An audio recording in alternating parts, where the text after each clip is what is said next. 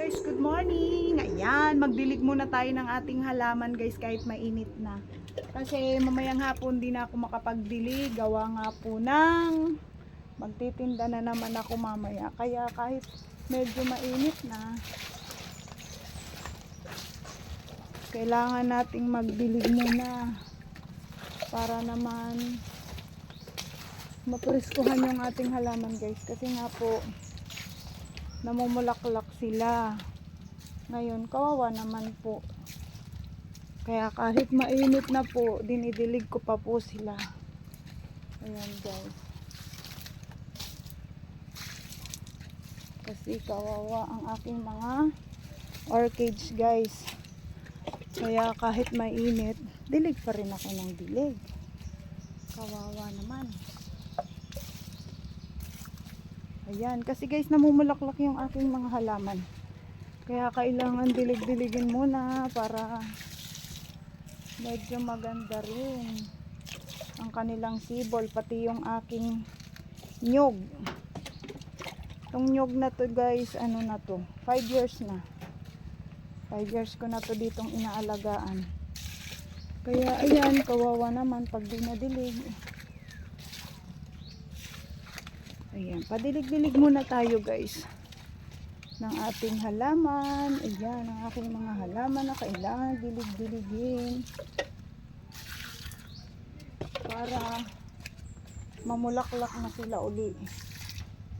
Ayan guys, kailangan natin magdilig para presko din.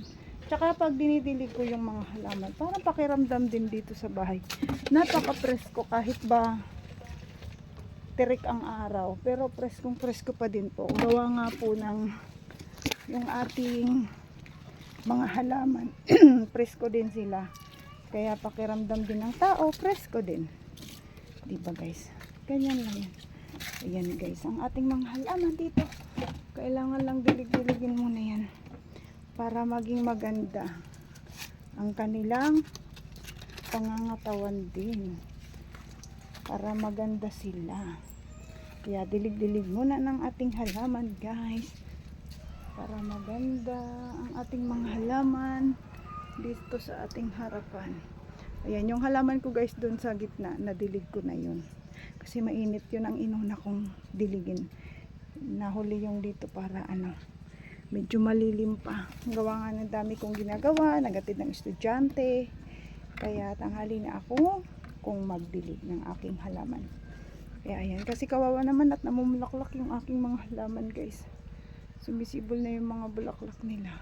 Kaya ayan, kailangan diligin ng ating halaman ngayon. Ayan, thank you for watching. Yung aking mga walisin, ang dami na namang mga dahon-dahon guys, oh. Kaso bukas naman sila. Yun naman ang uunahin ko bukas, yung magwalis sa harapan ng bahay, sa labas. Ayun, sige, thank you, bye bye.